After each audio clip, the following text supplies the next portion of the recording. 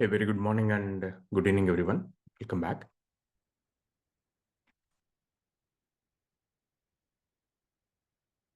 So our last session, we were discussing about the Linux commands. So let's continue the same thing. So first, let me create a box.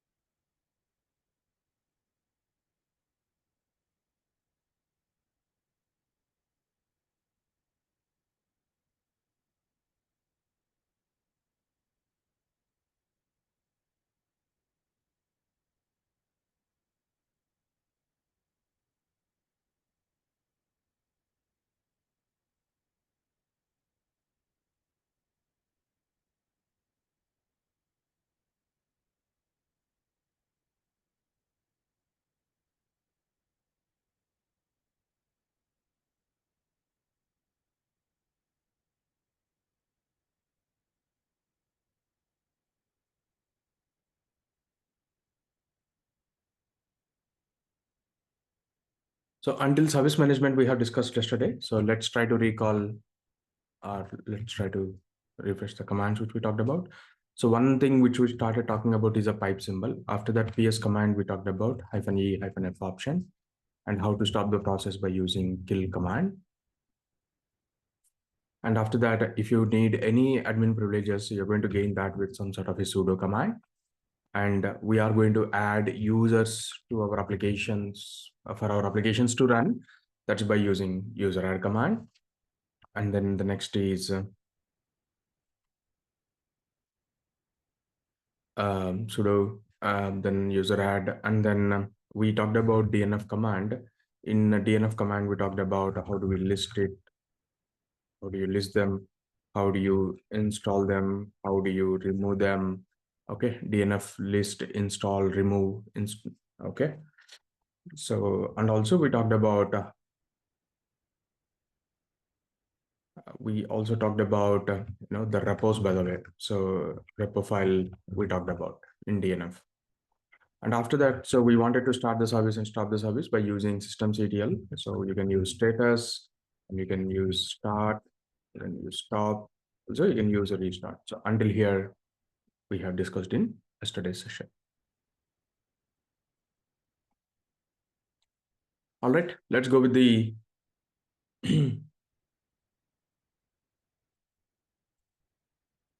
let's go with the next thing, which is over here is permission management, by the way. So when you have some files and when you have some files, by the way, so there are some permissions which are going to come into picture in the operating system. So let's try to understand how to set up the permissions and all, because when we have an application, when we have an application, we're trying to run our application, and generally like some permissions and all would come into picture. Okay. So how do you set those particular permissions is the permission management. When you have a file or a directory, by the way, there is something called as ownership. Okay. So file ownership is there. And here Let's log into that box.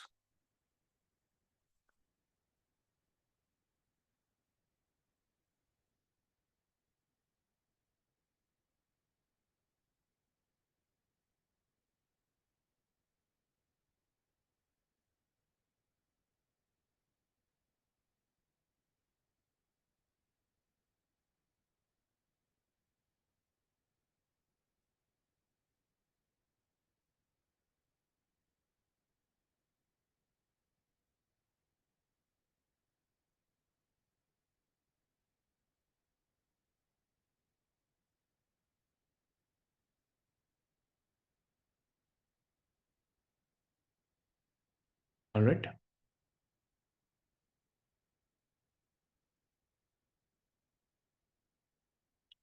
Now, whenever we have any file, by the way, so for an example, touch sample.txt, okay, so ls-l, so then there is a user, okay, which is called as okay, Raghu, and the same ownership is coming here, and the same group ownership is coming here, because when I have a group called as okay, so the same group is being created and the same user is also there, by the way. Okay, when we actually try to create a file and it is actually picking up the owner, whoever is the owner created that file, and what primary group he belongs to. He can secondarily belong to many groups, like you see here, but what is the primary group he belongs to?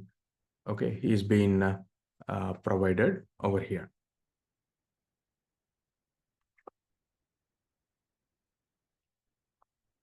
Okay, so this is how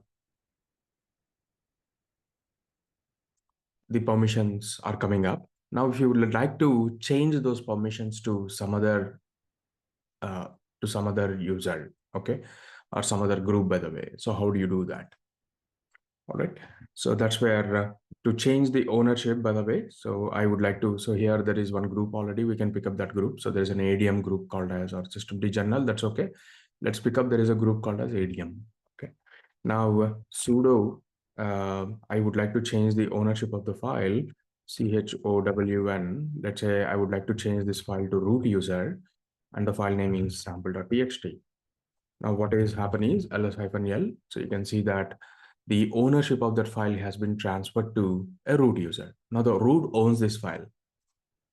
Root user owns this file, but still Raghu group is owning this particular file, and you would like to change the group ownership. So chmod, okay, chgrp, change the group, okay, and let's say adm and then sample.txt. Okay, so you can see that now this file belongs to root user and well as a group belongs to is ADM, by the way. This is how you transfer the ownership from one user to another user by using chown and chgrp.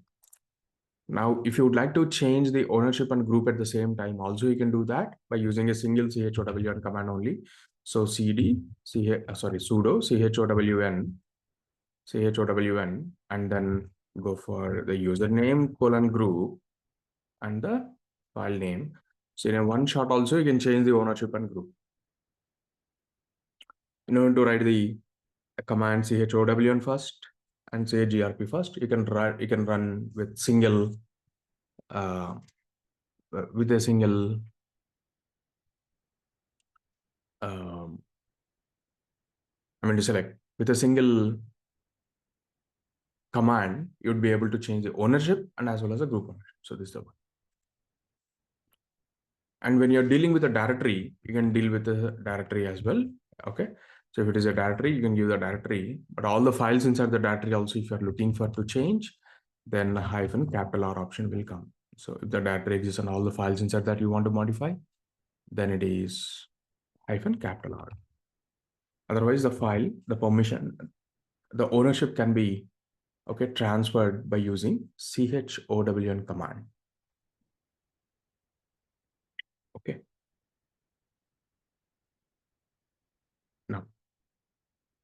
Now, what is the importance of changing the ownership from one user to another user, by the way? Okay. And the importance comes here. Okay. So what is this? Is this section. the first section of the ls-l command is going to tell whether it is a file or directory or so there are 7 types of files in the Linux operating system. It will tell which file it is, but the other next 9 characters, whatever you have, is going to tell that what people can do on this particular file. Okay, so that's where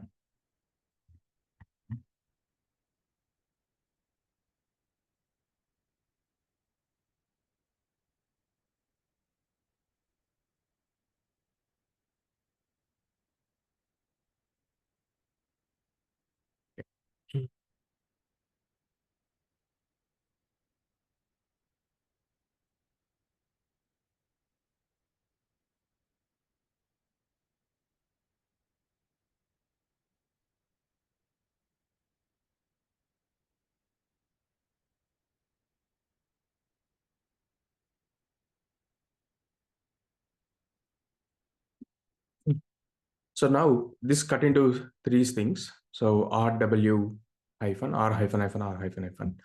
Now we have a file which is telling that the file is telling here ls hyphen L output is telling that there is a owner is Raghu, right?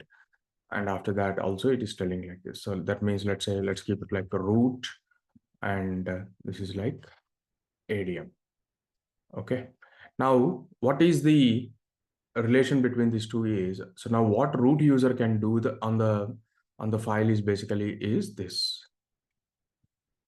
What a root user can do on the file is this permission, and what is the people in that group is basically in this particular one. What root user can do is this file. What the group people can do is this file. Now what all they can do? So they can do is R for read the file, W for write the file, X for execute the file. Okay. So these are the 3 things they can do. So the hyphen tells that there is no permission, by the way. Okay. So hyphen denotes no permission. All right. So that's where now the root can read and write the file, whereas admin group can only read the file. Now who is this third guy? Now in the system, other than this root and other than this root user, other than this ADM group, by the way, there are many people in the group, in the system, by the way, right? So there can be many users in the system. Now what others can do? What others in the operating system can do the things? Okay, so other users, what they can do is this particular permission. What other users can do is this permission. Okay, the root can read and write, ADM can only read, and other users who is not root, by the way, so what they can do? So they can just read it, by the way, this file. And if you would like to change the permission, okay, if you would like to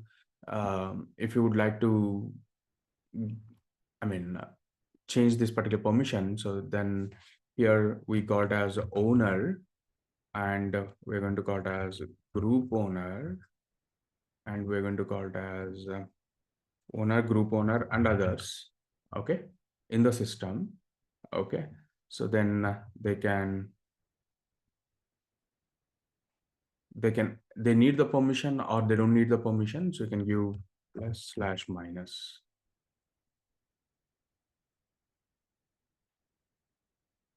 Okay, so this is how it is.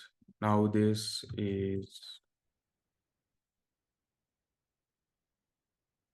done by user, so which we call it as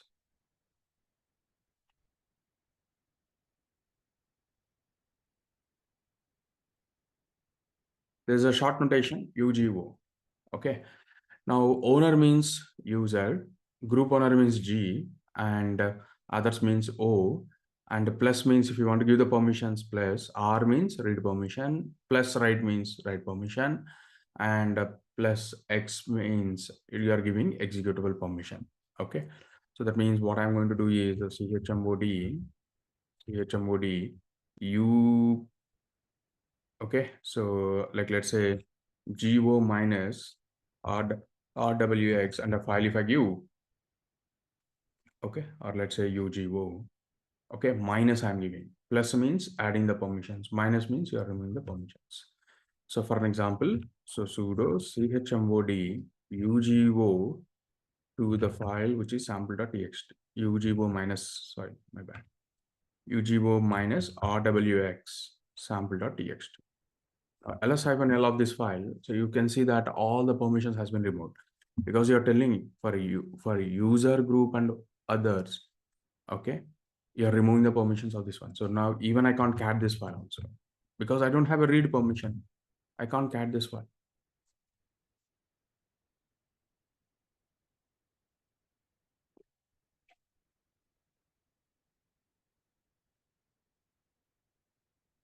All right. So that is what we have here. The same way you wanted to give the permission. So chmod u plus r sample.txt. You have given only read permission to the sample.txt for the owner, by the way. So now cat sample.txt, I can see that. So, but there is no content, you're getting empty file, but at least I'm not getting permission denied. Okay. So this is what is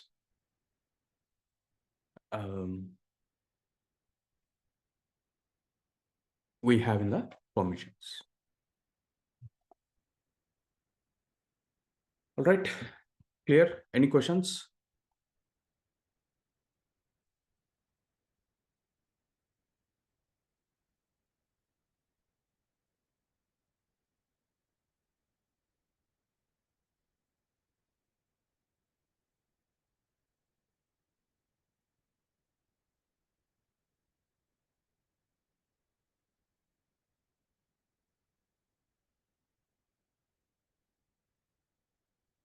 Any questions, confusions?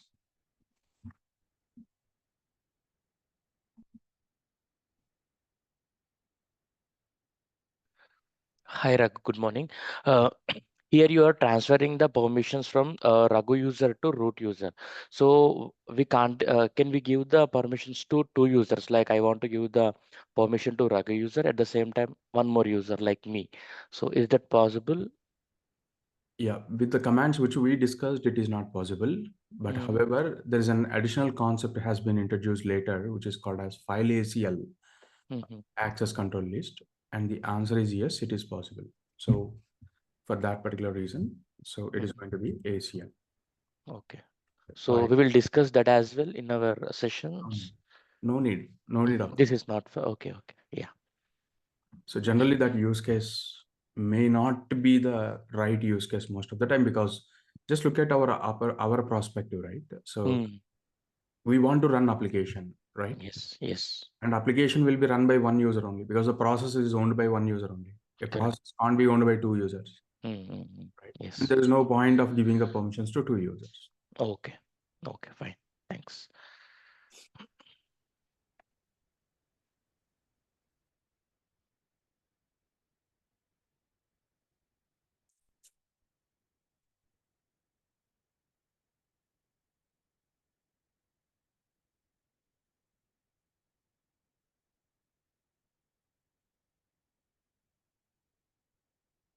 I think over here I don't have any more topics, but however, a couple of topics are there, which is nothing but I wanted to just see the disk information, by the way. So the disk information, okay, so to understand, so how much disk usage is happening and all, so you will go and find out by using df-h.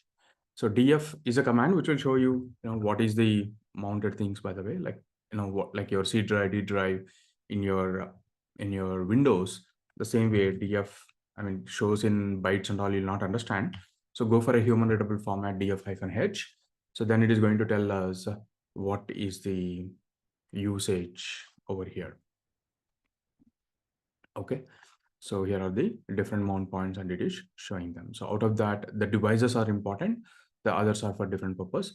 Now devices is the one, so this is the one that it is coming out, right? So there are total 30 GB of the hard disk, and out of that just 8% is used, by the way, around 30 GB. So some disk went for some boot and all. Okay, this is okay, but this is the one. So here, these are all belongs to one hard disk, SDA. S stands for SATA. Okay, so that means you go back to the hardware world. If you understand parallel hard disks, I'm not sure how many of you have seen, but okay. Uh, but we used to have parallel hard disks back in days. So we used to have these hard disks. Okay, how many of you might have seen this particular port and all also, I'm not sure. So this white color one is there, right? So that is a parallel hard disk, by the way. So we used to keep the cable in a PATA port. Okay, but after that serial came into picture, so it's all SATA. So now it is all serial SATA. Okay, so yeah, so now that means the disk actually used to be there called as uh, in the parallel hard disk world by in the name of HDA. Okay, so the hard disk, by the way, but later the disk has been changed to SATA disk, and the convention on the Linux has changed to SDA. Okay, you'll find out as SDA. This SDB is an additional disk which is provided by Azure, and what is it doing and all, we'll see it later. Anyhow, we'll talk about it. But this is the disk which we are not asking it coming out of box for some purpose. Okay, how Amazon is actually managing with it. So we'll talk about it. But otherwise, this is our hard disk. Okay, and also you can just find out a command called as lsblk, which will show you okay, what are the things that what are the what are the disks which you have and all. So here it is telling SDA1. Okay, so just a 1 MB partition, and after that SDA2 200 MB partition, and SDA3 there's a 1 GB partition, and SDA4 there's a 28.G partition. That means you have a single hard disk. You can cut into some part into C drive, some part into D drive, some part into E drive. You can cut into pieces. So here also has been cut into the same pieces. All right, for different purposes. Okay, so let's start with sorry, these are the commands that we have. I want you to get into the disk, and there are a couple of other commands also will come, which is like increasing the disk space on a running server. And okay, so how do you increase it and all? So we'll hit the limits. We'll see during that time. Okay, so for now let it be. Okay, so these two commands on the disk perspective, I want you to just keep it, remember something. Sometimes it becomes handy. df-h majorly. Any question on this?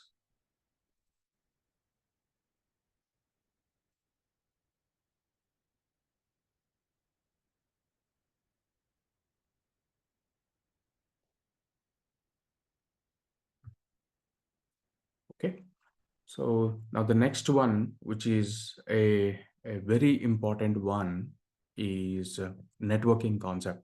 Okay, so when we actually start dealing with the when you actually start dealing with the um, microservices world, okay, the one of the complexity that would come into picture is network.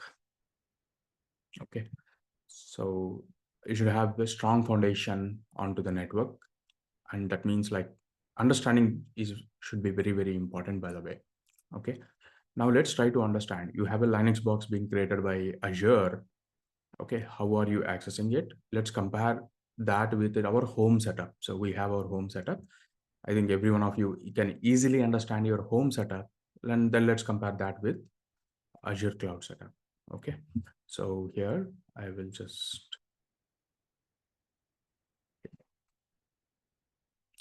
so in your home, okay, what you are going to have is, let's say, is your home, and you have some,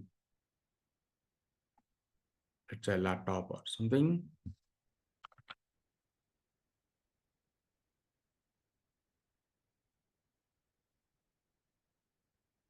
Okay, So you are not actually, I mean, maybe a decade back, directly you're taking the internet and putting to the cable to the cable to the laptop also, or desktop, by the way. But now you're not doing that. It's all Wi-Fi, right? So we are going with a Wi-Fi router. So you take a router, by the way.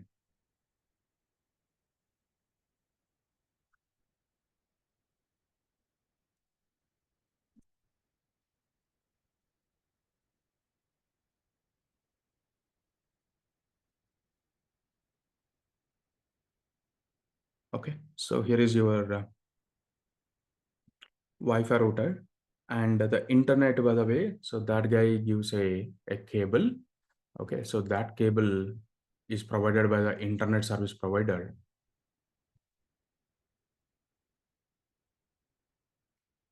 That is provided by a ISP guy. So ISP provides internet service provider. So he will put one cable to your Wi-Fi router, and that particular one, your devices will connect to this particular Wi-Fi router, right? Traditionally, this is what is happening. So that means your server actual or your laptop actual IP address is different, and your Wi-Fi address is different. And what is your Wi-Fi is doing is, we call it as a NAT device, network address translation. So that means ISP has given you one. See, if you want to get onto internet is all the devices will be connected over the internet with an IP address. Okay, all plugged into one network, which is called as internet. And if you yourself want to plug into internet, okay, you should get an IP address. You should get an IP address.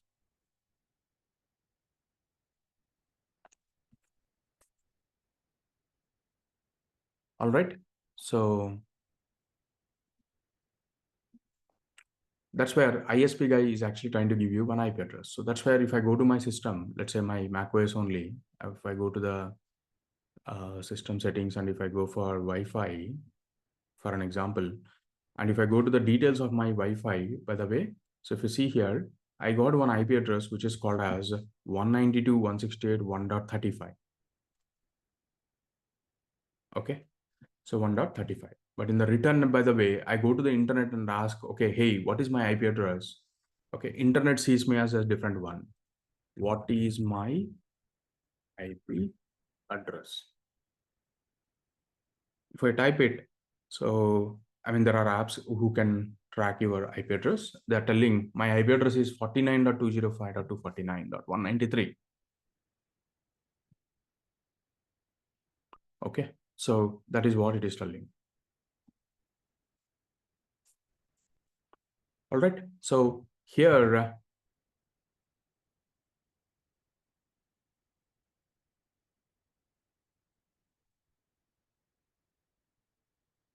so here it is giving a little right information than that other website. So what is my IP address? It is telling is I'm somewhere from here in this location. It is telling you, right? And here is the vendor, by the way, which I'm using. Okay, so that means my IP address on the system is showing something else. This is the actual server IP address which or the laptop address I'm having, but outside I'm looking like a different. Now, if you understand this concept, cloud concept, you'll understand. Very simple. So here, what you're doing here is, so there is a Wi-Fi router, there is an ISP guy, and there is a laptop. Now, simply just translate that with the server world. Okay. So now server also, if it needs to be accessed from the outside world, there should be an ISP, and there should be a router, and there is a server, by the way. Rather than this, there is a server. So it's a server virtual machine, whatever it is. So it's a server. Instead of laptop, it is just a server. But instead of Wi-Fi router, it's just a router maybe. Okay, maybe those are connected with cables or whatever it is. So they are connected with routers.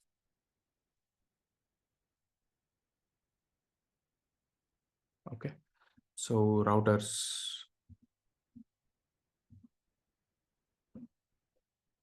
Everything is coming as Wi-Fi router. Okay, but yeah.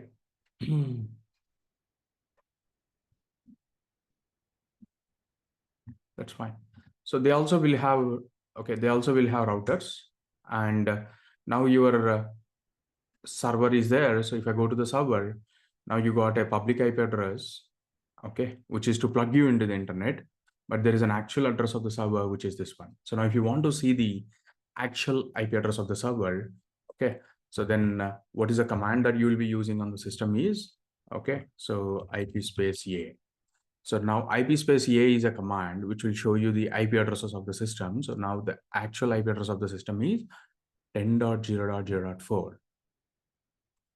But however, for you to access the machine from the outside world, for you to get onto the internet, what Azure is trying to do is over the router, okay, they are plugging you to the internet and they're taking one IP address and giving it to you. Okay, now who is an ISP provider here? Azure is the ISP provider. Okay, so Azure ISP. Because if I take this particular IP address, okay, go and find this particular IP address.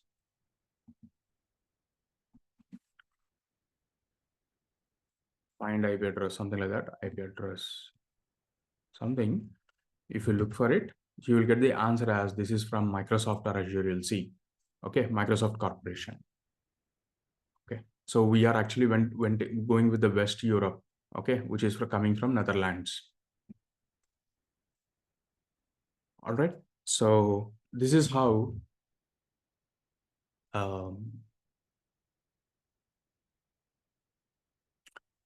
this is how we are going to, okay, go for,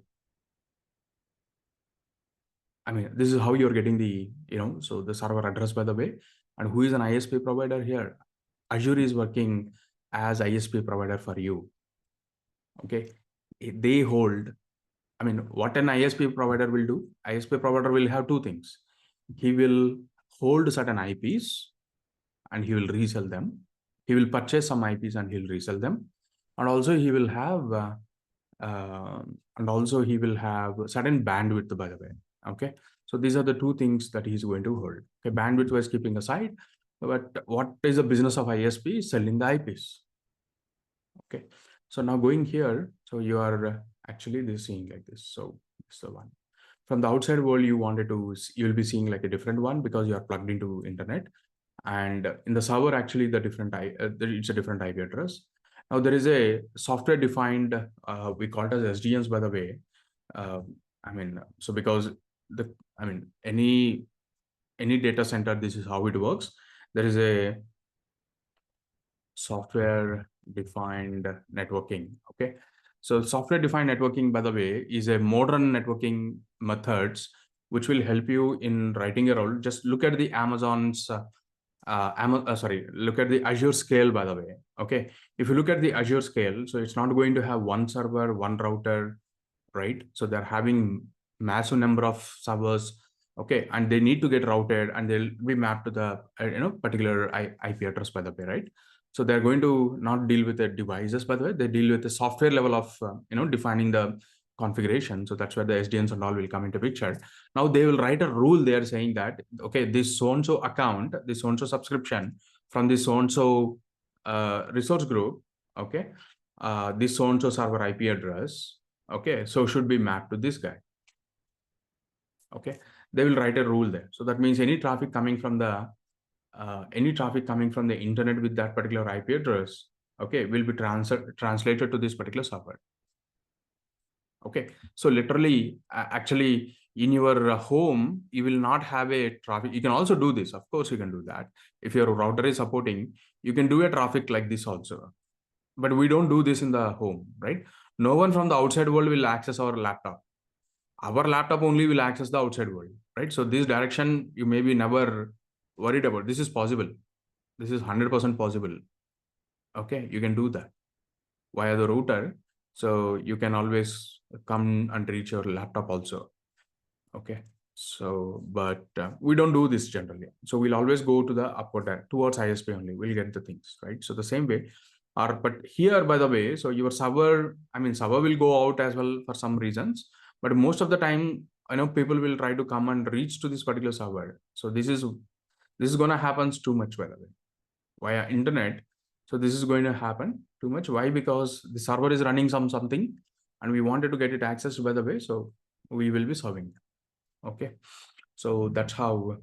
Okay, so here, if someone comes to the router by the way of Azure, okay, so then Azure will redirect saying, okay, so this is coming to the so and so IP. Okay, according to my entry, by the way, so this so and so IP belongs to so and so subscription. Okay, and so and so resource group and so and so server. Okay, let me route the traffic to that. It just happens in, just in a fraction of seconds. Okay, even fraction of seconds. Okay, so that's where, okay, it is how it is going to work. So now that means for us to get an internet and as well as giving the flexibility to get it accessible from the outside world, so what Azure is actually doing is giving an IP address by default. So we don't really need an IP address also. For each and every server, we don't require a public IP address. We'll deal with that anyhow later. Okay. But for now to start with, okay, so this is what is the setup and how do you retrieve your IP address, by the way, is, so either from the Azure console or you can go to the IP space A command and you can find out, okay, so you can find out what is the IP address by running this particular command, IP space here. To find out your IP, the server real address is different, but it is been, okay, attached to some other IP address to get the internet, and that is a different IP address. That's a public IP. And sitting in the server also, you can get that IP address also. So here, that's how I'm able to print the information here on the header. By the way, I'm printing the information already. So this is my IP address because I don't want to really bother every time that, so what is the IP address and all. Okay, so that's where just trying to print it there and then. Okay, so on the prompt only I'm trying to print so that I don't really want to just recall what is IP address. It becomes handy for me. Okay, and also what is the public by sitting in my laptop. So I try to find out my IP address by typing like what is my IP address. The same way you can also do that. So call https / if config.me. Okay, if config.me I'm giving, so it is giving me the IP address. So it goes to the internet. Okay, so what it is doing is it literally going all the way to, when I type call if config. This one, so it goes to the internet and tries to reach me who is my IP address. So when it coming from the other side, it will bring the identity. So that's where it is able to print it. Okay, to the outside world, how I am looking like. So that is what it is bringing. So this is how you will understand. You will get an IP addresses, by the way, in the you will get an IP address in the Azure, by the way. And yeah, so at this point of time, all the servers will have public IP address. That's okay. But one day we'll see that as a risk and we will just cut down all the public IP addresses and we'll have only the actual IP address, which is private IP address, we call it up, right? So there's a terminology here, so which is a public IP and a private IP. So one day we'll stick with only these IPs only. This will not come into picture. But for some days, we have to live with this. Yeah, this is what it is. Does it make sense? Any questions?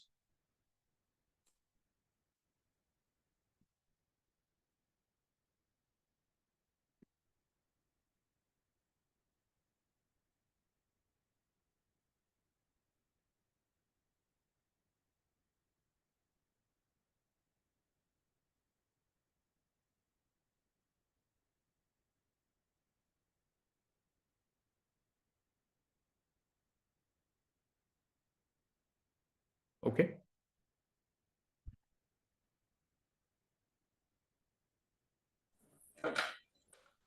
Good morning, Raghu.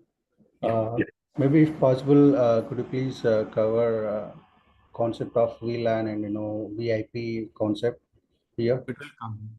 Yeah. Oh, it is as part of the training. Yeah, Thank you.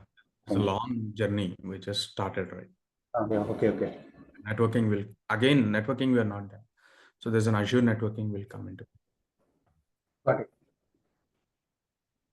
Thank you, Raghu.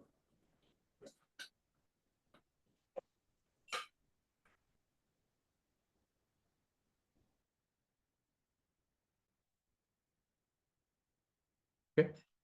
So the next one towards to this is now what I'm telling. So this is the more traffic. This is the more thing that you will get it on the server side, right?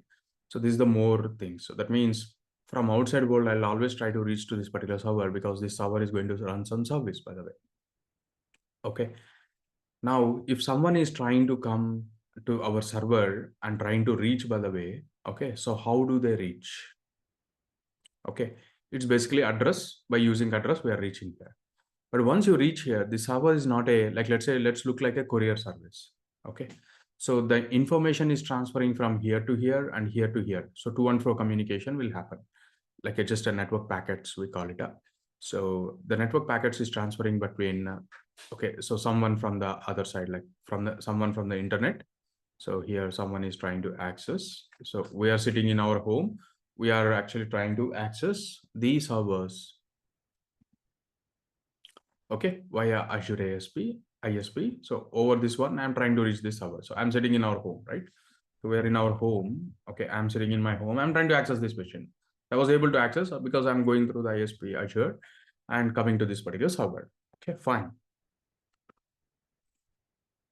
So over the command line, over SSH, I was able to reach. Now, this server, when we are coming in, this server is not like a single floor building. It is a multi-floor building. That means server is having a lot of services. Now, when you're actually coming to and hitting a service of the server, you always need to tell clarity that what service you want to hit. Okay, because server runs many services. A server can run many services. But when you're actually communicating to a server, okay, you always need to communicate with the exact service also what you wanted to talk. Okay, so that's where on the network layer of your server, okay, so there will be something called as ports, by the way. Okay, every service that you try to run on your server, okay, will open a port on the machine. Okay, so now how do you check that particular port information is netstat. Okay, netstat is a command, but netstat will show you a lot of information which I am not interested. I'm just going to look for L only. Okay, so I'm just using L command. And then the next is enter. L also is showing a little bit more information like TCP information, showing UDP information, it is showing Unix information. I'm looking only for TCP information, let's say. Okay, so here netstat -t. Okay, L stands for listen and T, by the way.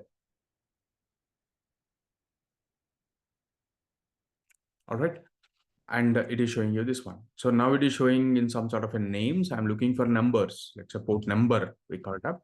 So then, yeah. So what it is doing, it is opening on 22 port number. So since it is opening on 22 port number, so now you're actually going and using putty. If you have observed, there's a 22 always on the right side. You see this, you're giving an IP address, but giving a 22 on the right side.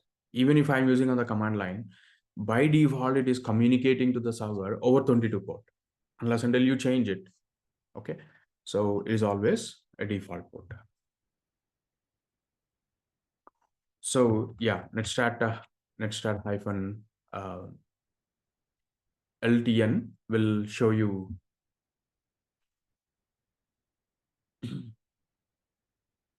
will show us what are the ports which are open. Okay, so that is what it is. Now, when you start any service, it is going to open one port number. When you actually make a request all the time, you need to ensure always you come with a appropriate port number. By the way, even the server you give it does not really going to help all the time. So you just need to give an appropriate port because depends upon the clients you are using. Used putty 22 is already there. Maybe use a web browser. Automatically the web ports will be, default ports will be there. So that will be, coming into picture.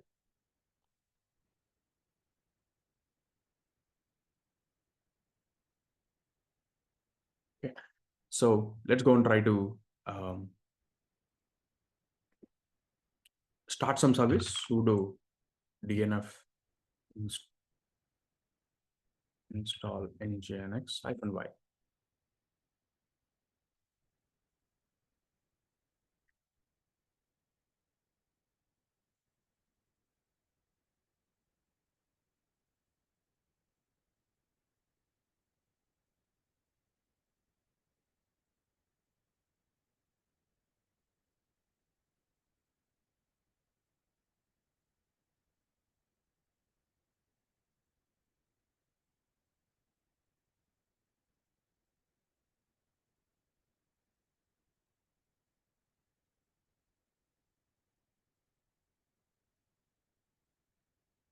Okay, fine.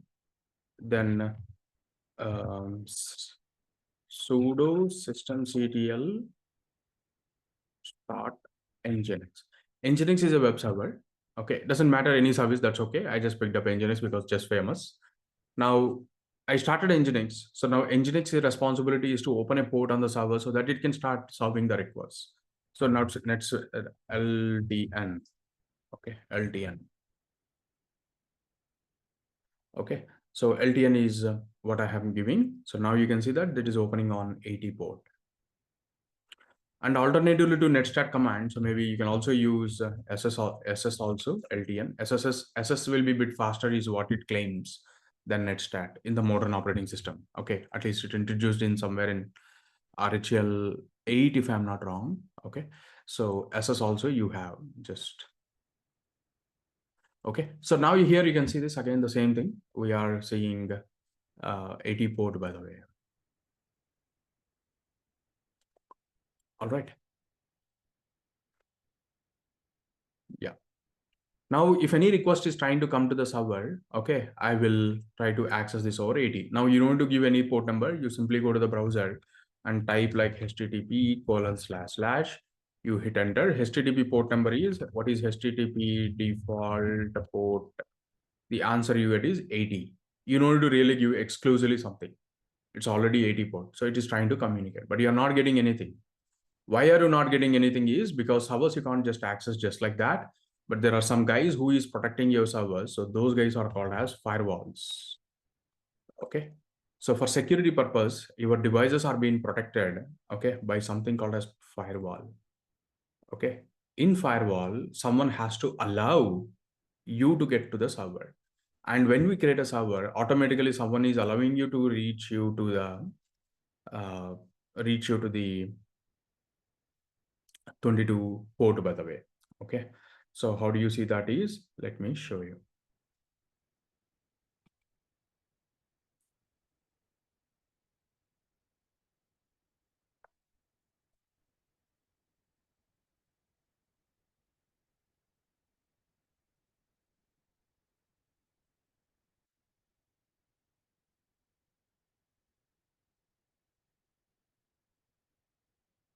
So this is our network interface, by the way. So our server, this is the 665Z1. This is the 665Z1. So this is the interface. If I click on this, okay. If I click on this,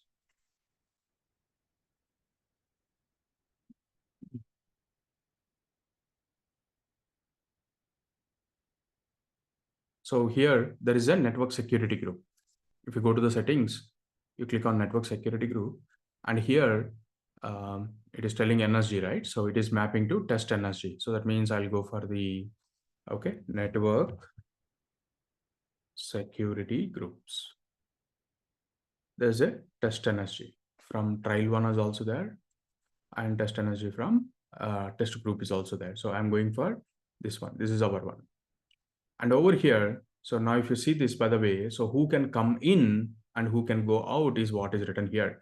Inbound rules, who can come in, and outbound rules, who can go out. By the out is given like everything, but inbound you have given 22 port. Okay. Now if I would like to modify this inbound security group rules, I would like to add a rule. So saying that source is a particular guy or anyone from the internet. At this point of time, anyone from the internet.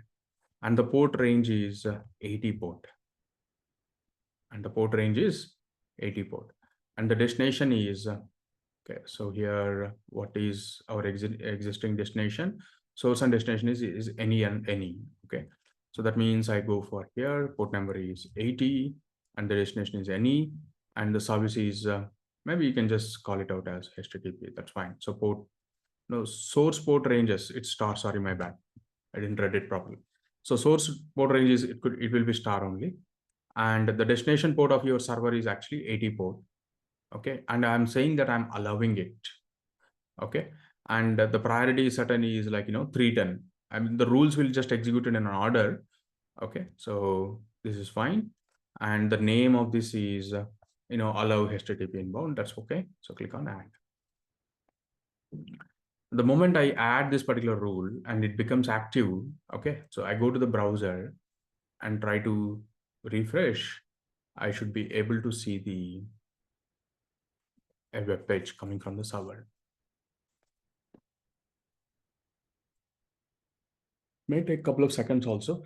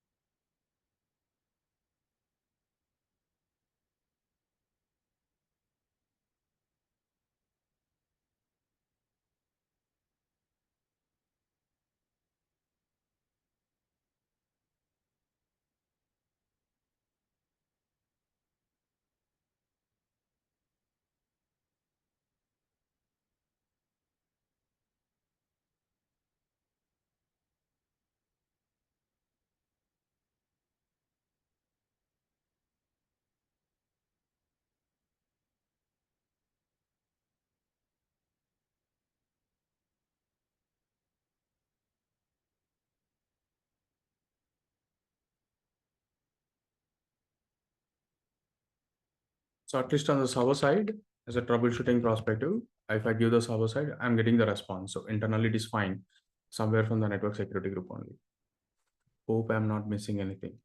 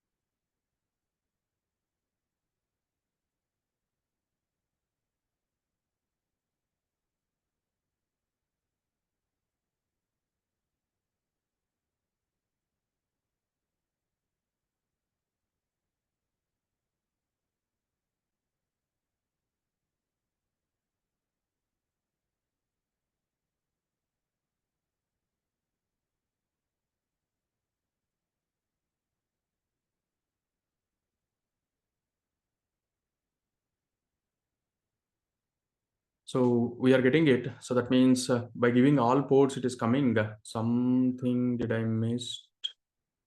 It's coming on 80 port only, right?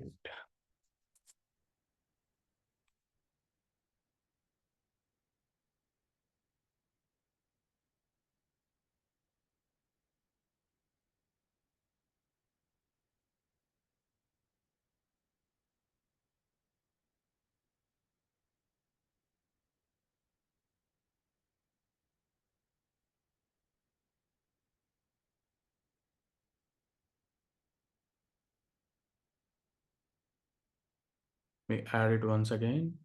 So source is any. So it is star any, and it is going to be 80 port of any, and let the rule be 310. That's okay. Add it.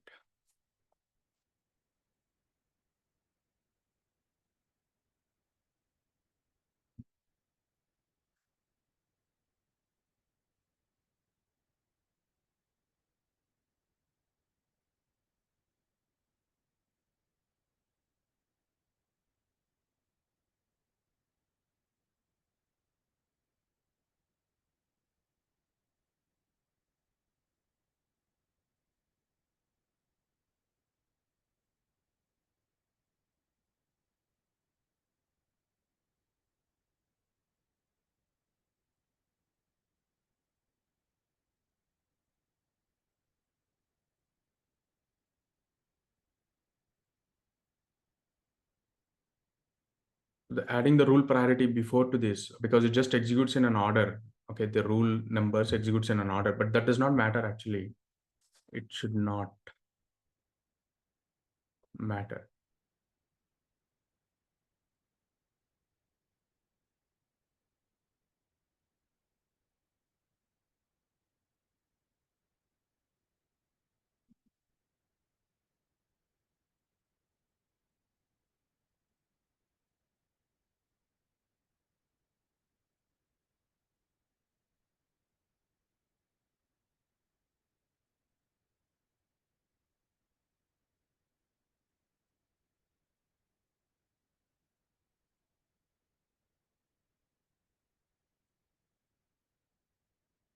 Come on.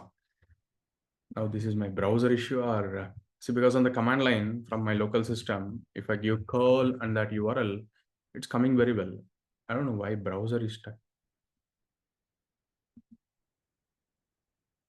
It's loading.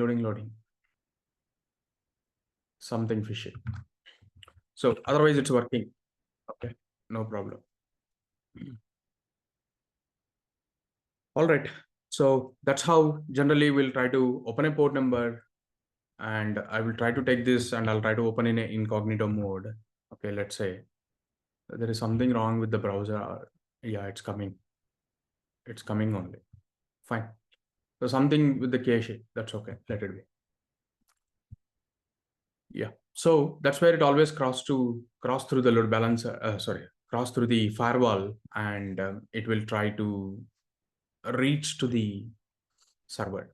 Okay. So we'll have a protection layer before to that server. So this is called as a firewall. Okay. Every server, whatever they provide by vendor, okay, they are going to protect it. So that's firewall. Okay. So this is how typically when you want to reach from the outside world to the servers, okay, you should actually open the necessary ports, then only you will be allowing. So at this point of time, we have given anyone can access our port. Some cases we'll allocate only, like, let's say only a certain IP address, like company IP addresses, like, so whitelisting will be there. So only certain IPs you will be allowed. Not everyone can access it. Something like that can be done. But yeah, so going forward, while we set up the application more and more, the project more and more, you'll anyhow daily deal with these particular things. You will get more context on those particular things. But otherwise, there's a firewall device protecting our server. We always need to ensure we open the appropriate port numbers for our services, and then the things will start working. Communication will work, by the way. All right, so that's all basically from my side for today. So that means it comes to the next command, which you need to learn, netstat-dn or ss-ldn. So these are the commands.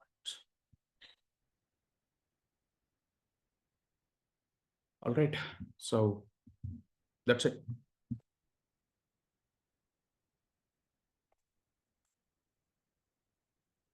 So with this, I mean, at least whatever we wanted to start our project. So we wanted to eagerly start a project. So to start a project, we're going to run the project in Linux.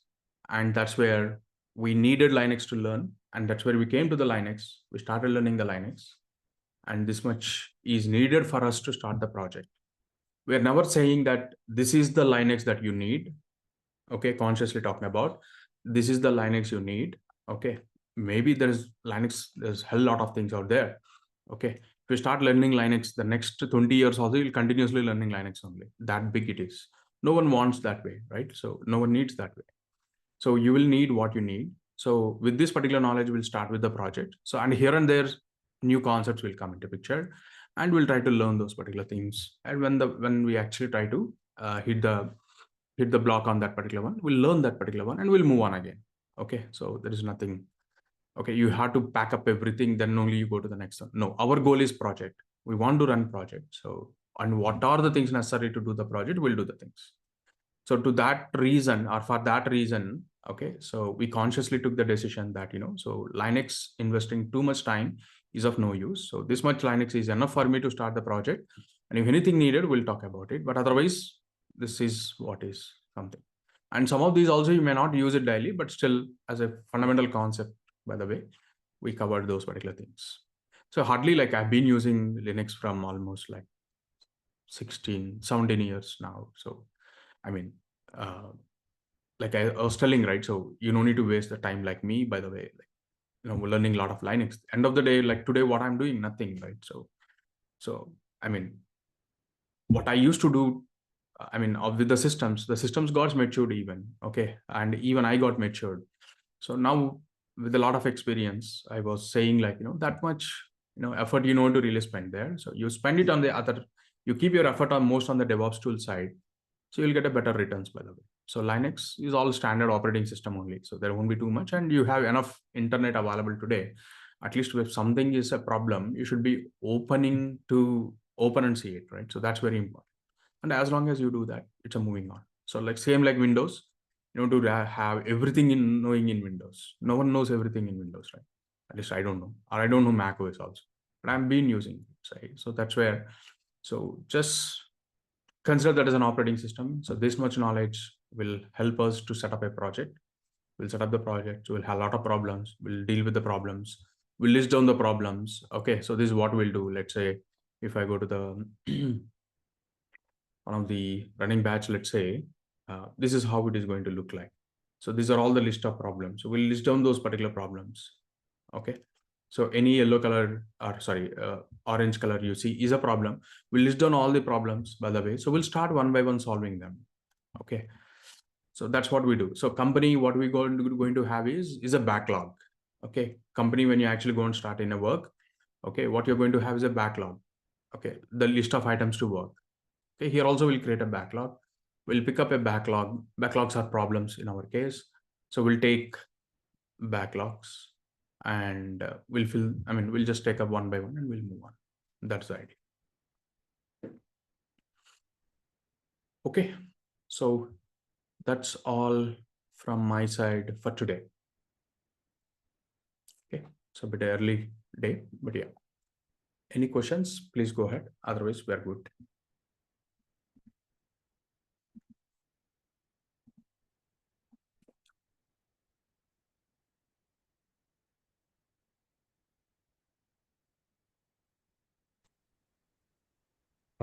Hi, Raghu. Regarding CI/CD part, you'll cover Jenkins also. So we are actually going with the content of roadmap.sh/DevOps. Okay. Yeah. So these guys are not suggesting anymore the Jenkins. So if you see, so no more suggestion coming from Jenkins. So that's where we moved out of Jenkins recently, just two batches before we moved out. But what we're doing is, so we know there is a significant usage also still there in the market. So what actually I was trying to do is we're trying to put it as a off-session video. So the same project, whatever you're learning, you already learned the GitHub Actions, you already learned CI, by the way, just the tool is changing, right? So we'll give you off-session videos on the Jenkins. So you can go through that. You can always come by on the lab session if you have any questions. No problem. We'll help you. Okay. What about Azure DevOps? That's also will be provided videos. Azure DevOps is a dead technology. Oh, is it? But still, market is this calls are there. No, Mm. your understanding is wrong. Azure DevOps announced a end of life, by the way, 2020. Oh, They announced end of life, and GitHub Actions is what they're pushing. oh, this is also under Microsoft GitHub Actions. Yeah. GitHub is Microsoft, right? Oh, yeah. So they're shifting all the things, whatever they have in ADO, but ADO, they're not able to make it completely out also because it's deep into many companies in enterprise, by the way. Okay. So, but anyhow, they announced it. So people slowly moving on to GitHub Actions already. So that's where if you see last 2 years, 3 years, there was no feature, at least one single feature also was not released. The strategy was pretty much clear. At least until 20, that's what someone asked me and shown it in the previous session also. Someone asked us, especially on the Azure DevOps. So we used to teach this sometime in 2019, that time, this Azure DevOps. After that, the direction was clear from, at least the direction was clear By the way, at least I started teaching this Azure ADO from 48th batch, and we ran for some time. But again, as simple as that, I'm telling, I mean, why I go here is a community. Okay. We're completely inspiring from this community. Whatever these guys tell, we go with that. It's as simple as that, because I will also get corrected. Now, if I know Azure DevOps, I've been teaching Azure DevOps. Now, suddenly, if I go into the market, if I see the realization of market needs something more better, and I'm not up to mark, there's no point of learning, right? You're learning for today, for tomorrow needs, not for yesterday needs, right? Yeah. So we're just looking that in that direction. So that's where it always changes. At least my content has been changing continuously. So we teach Azure DevOps long back, but it just stopped, moved on to GitHub Actions. So we are also moved on to that. Yeah. We'll get access to these ADO videos also. Oh, ADO, that's what I'm telling. It's like 3-year-old videos. Oh, okay. Again, you're looking like a tool perspective, but technology context you're already getting with the CI. Now, tool does not matter, right? Yeah. As long as you know the driving, how a company of a car matters, right? You already know CI. Tool is just the way you wrap it up. Yeah. Regarding Kubernetes, how depth we are going to cover?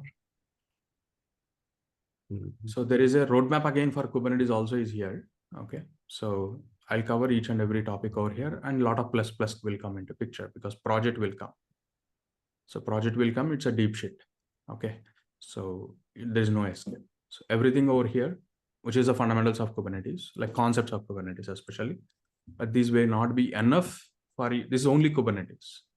There is again, this is a lot of misconception in the market. See, Kubernetes, as long as you learn a lot of Kubernetes, there is no use, by the way. Okay. How deep you go into the Kubernetes, there is no point. Why? Because you will not run only Kubernetes in the company, right? Kubernetes is just one part of the orchestration tool that you use in the company. And this is the biggest challenge a lot of people facing from the learner community or whoever is learning, by the way.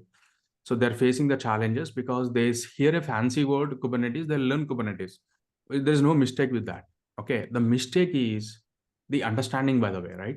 They only learn Kubernetes. They never learn the ecosystem of Kubernetes. That means none of the companies just run only one tool called as Kubernetes. But these guys are learning only Kubernetes and coming for an interviews. They'll be blasted. Okay, why? Because there's an ecosystem. If you want to run a project, so there's an ecosystem which is involved out there, right? So if you go in an enterprise company, so there's at least like 100 different systems connects to Kubernetes. Okay, now as long as you don't have that ecosystem, you'll be blasted. So that's where we focus more onto the project, by the way. Okay, so when the project comes into picture, so ultimately your breadth will increase. So now Kubernetes, I have to integrate with my GitHub Actions. Kubernetes, I have to integrate with my HashiCorp Vault. Kubernetes, I have to integrate my Prometheus system. Kubernetes, I have to integrate with my log collecting system. Like this, so there are ecosystem comes into picture. So now, as long as you just learn only Kubernetes, there is a problem. If your context is just going into the deep dive of Kubernetes, I think you're in the wrong place. Okay. Yeah, that is very important. So your ROI, very important, by the way, is so your ROI. Okay, so that is where it is. Now you can always go deep into the Kubernetes. I'm not stopping you that, but at the same time, you always need to understand, okay, I'm investing time here. What is my return on what I'm going to get, by right? If you're especially looking for a job thing, that perception is wrong, or that approach is wrong. Okay, now I'm an SME, let's say. I can get on deep into the Kubernetes. For me, it is fine. Okay, because I have a job. I've been doing the Kubernetes. Now I can go on to the deep onto the things to gain the more knowledge. That is the right path for me. But for a learner who is doing that, okay, I think still do that. There's nothing wrong in that. But you have to focus on something that, so for the first level entry of the job, by the way, so you should convince that you're working on a project, and you should always talk on the ecosystem prospect. And of course, for me also, even though I go deep dive, for me, ecosystem is very important. So without ecosystem, Kubernetes, so I think I already said the context. Basically, the simple problem over here is just going with Kubernetes will not help you. Yeah, but for your straightforward answer, I'll go with the same concept. So whatever is given here, roadmap.sh.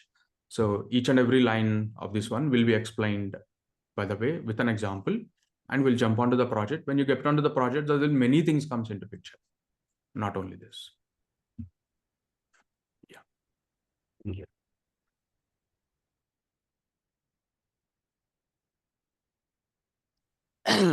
Good morning, Raghu. Yeah. The basic plan is enough, right? No? For the project Azure, Sorry. basic plan of Azure subscription, Yes, it is fine. $20 one. $20. No. You should go for free one. Have you followed the video which I have shared to how to create an Azure account? Yeah, but it is asking for a trial period, no? But in my video, did I ask and what is the option I have chosen? Yeah, What is the option I have chosen? the first one. So choose that one only. Yeah, okay.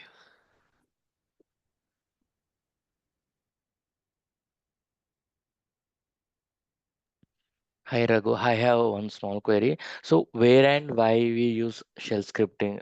Can you please give me some overview? At what level we used to learn shell scripting as well? Is it same as Linux as well? We need to learn limited level or we need to go into in depth for the shell scripting? See, for me, there is no in-depth, there is no light depth or something like that. Okay. So for me, it is the problem and there is a solution. Okay. Now, if my problem is telling me I have to take 1,000 miles, I'll take 1,000 miles. If my problem is telling only to take 10 miles, I'll take 10 miles. It's as simple as that. So that's where I called it out in the very starting itself. By the way, if you are learning a project, like I was comparing an engineer, right? So an engineer who has constructed a 50 buildings, by the way, but every building is a single floor building. But there's an engineer who has constructed a 50 floor building, but he has done only one project. For me, the knowledgeable person will be the 50 floor engineer rather than the 50 projects engineer.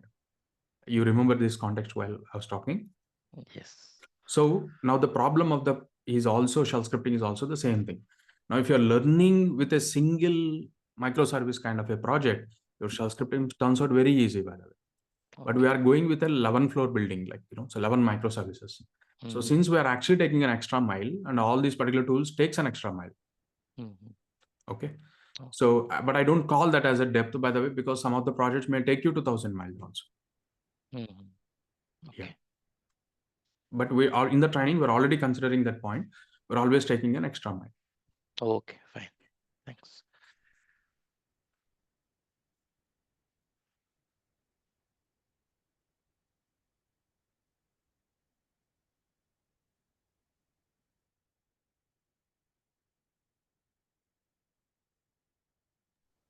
Raghu, when it comes to Ansible playbook and all, like how much, like, we have to learn at the Ansible level?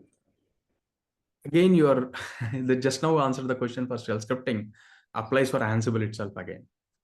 Okay. So I'm already taking an extra mile. So that means whatever the Ansible you learn anywhere, at least in the open training, ours is a little bit further only. Yeah. Okay. Because the project is big. Okay, got it. Because Ansible scripting part, like, to begin with, any suggestions from you before we going to come and attend the class or session?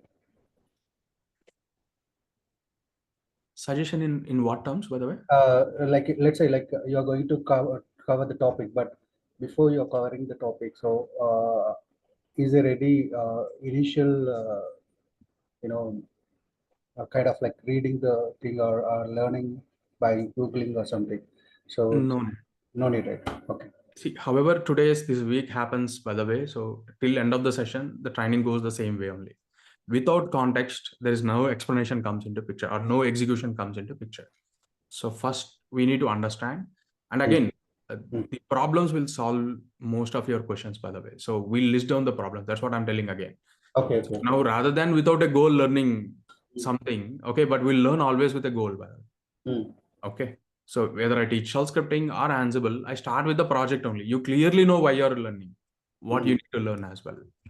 So that's where, I mean, these confusions won't usually get into our path usually. So why are we doing this? We never get into that question at all. But if you're learning tool by tool, let's say you just close all the other sites, just looking at only Ansible, you'll always go to question why I'm learning this. We never get onto that scenario. Yeah.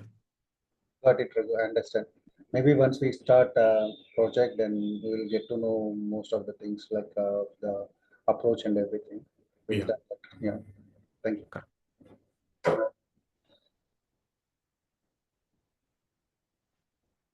And also from next session, by to join the next session, I think you just need to get onboarded. Just check with your organizers to ensure you get onboarded, by the way. So whoever is your organizer, that means whoever has shared your link and been joining.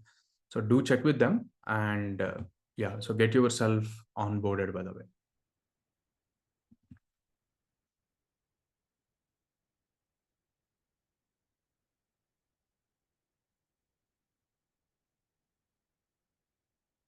All right. Anyone? Any other questions?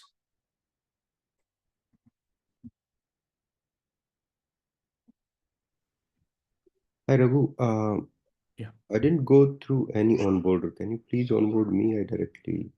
No, you just talk to the person whoever has given the link, either to text them or whatever it is. Just talk to them. No, It's fine. I directly talked to you. I didn't talk That's anybody fine. else. Not here. Okay. Just talk to them. That's fine. Okay. Cool. Yeah, of the session.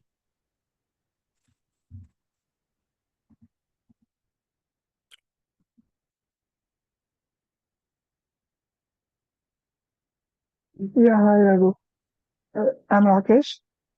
Yeah. Hello. Go ahead, Raj. Yeah. Raghu, good morning.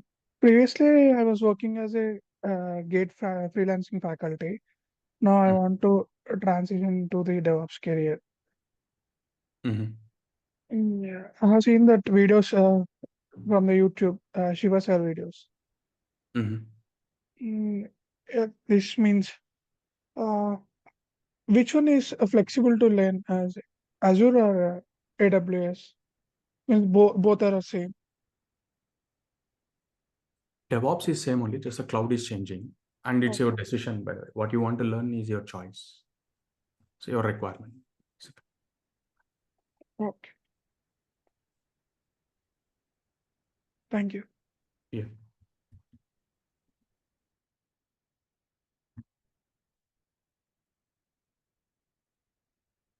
And also, like every day, I would suggest you to take a look onto the billing, by the way. So here, go to the billing subscription. Every day you're using the resources. Go and at least spend a minute and try to, have a look, by the way, so that you're not getting any surprise. Okay. So at least go to your subscription. So see the bill, what you have been billed so far, by the way. So it should be less only. Okay. So I'm just using, an hour or so, by the way, every day, right? So last 5 days I'm using it. Okay. So, but I'm not, okay. Last 5 days it is showing some usage, by the way, but still, okay. It has given me a less amount only. This is the last build amount. By the way, the current cost is coming this much. So which is still under my control. Okay. So please ensure you always come here and take a look at least once in a day. Okay.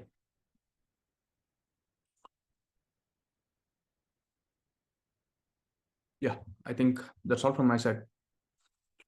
So every one of you will start getting onboarding emails as well over the weekends. I mean, slowly send, that's okay, but you will get it. But before to the next session, you will get it. And yeah, you can log from there. All right.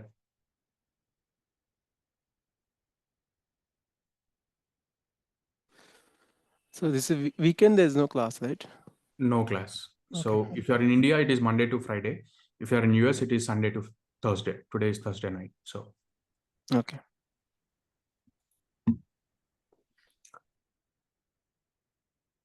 the lab session will be there. Okay, so you can still join the lab session over the weekends as well.